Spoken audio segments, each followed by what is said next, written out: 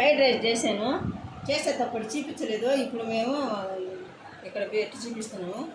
మామూలుగా నార్మల్గా నేను చెప్పాను కదా, మన ఇంట్లో ఉన్న పదార్థాలతోనే మనం చేసుకున్నాము. చూడండి చక్కగా ఎంత బాగుందో.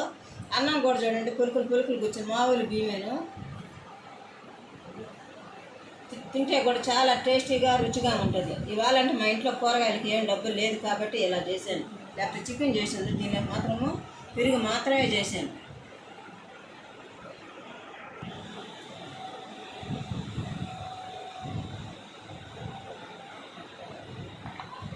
మా అబ్బాయికి పెట్టి పంపిస్తున్నాను. పప్పులు కూడా దండిగా ఉంటాయి, అడుగును కూడా వేసాను, పైడ నేను వేసాను, పైన కూడా కొత్తిమీర వేసాను.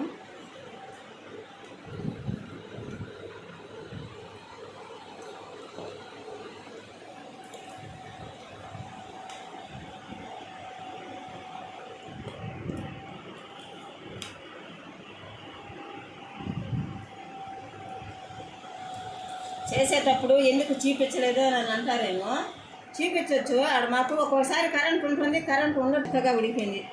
ఉల్లగడ్డ చూడండి నీట్గా ఉడికిపోయింది, మెత్తగా ఉడికిపోయింది. క్యారెట్ ఉడికిపోయింది.